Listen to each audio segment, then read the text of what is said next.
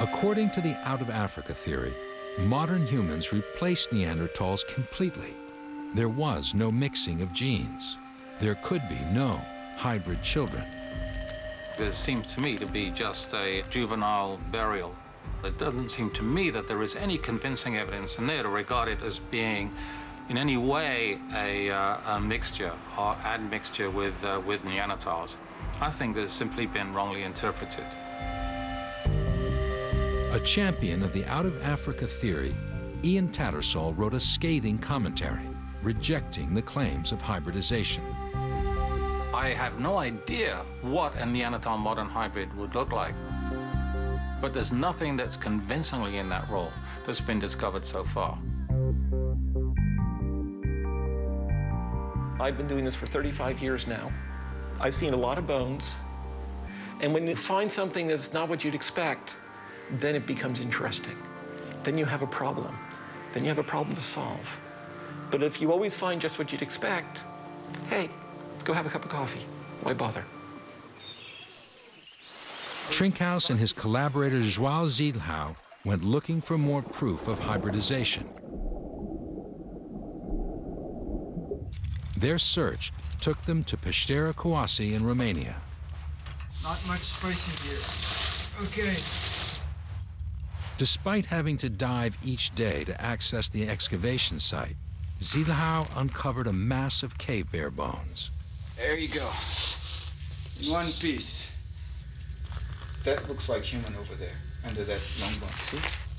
Been washed down this Mixed in among them were the remains of two modern humans that were 40,500 years old. Piece of occipital. They are the oldest modern human remains ever found in Europe. Great. It is. Eric and I got involved in this Romanian project, and guess what? We find the same thing, a mosaic of modern human and Neanderthal features in the two individuals in this Romanian cave. So it was not just one. Now we had three. Trinkhaus decided to review a much bigger selection of early modern humans. Wherever he looked, he found more examples of hybridization. He examined 15 individuals and found hybrid features in all of them. If you have an open mind and you look at these guys, and you find a distinctive Neanderthal feature in this one, or an archaic feature that should not be in early modern humans in another one, bits and pieces that say, hey folks, this is not an isolated example.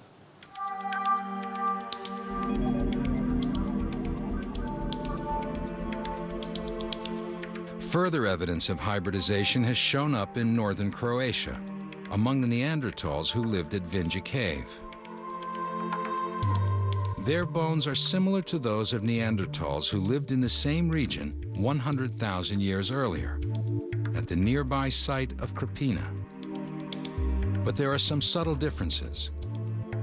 Their facial features are less robust and more angular than those of the older Neanderthals from Crapina. By comparing these populations, we can see that they weren't static. They were changing with time. Looking at the chin on the lower jaw, you can see that in Crapina, it's a very flat, receding part of the bone, very different from the chin we have today. Whereas at Vindia, while it's not a true chin in the sense that we have chins today, we have the development of a bump, a hint of a chin, if you like. And this is the kind of feature that one can look at and suggest that perhaps there may have been some sort of hybridization, some kind of interbreeding with anatomically modern people also in the area at that time.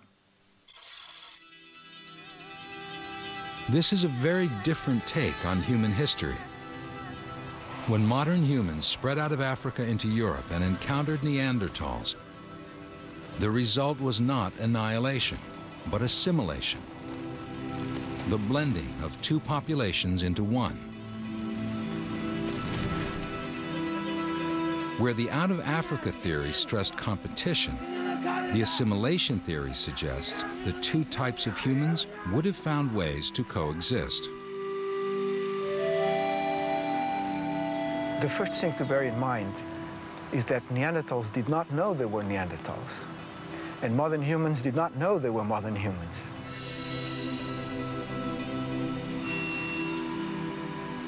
meeting in a valley in Romania or Germany or Portugal, they would just know this guy is not quite like me.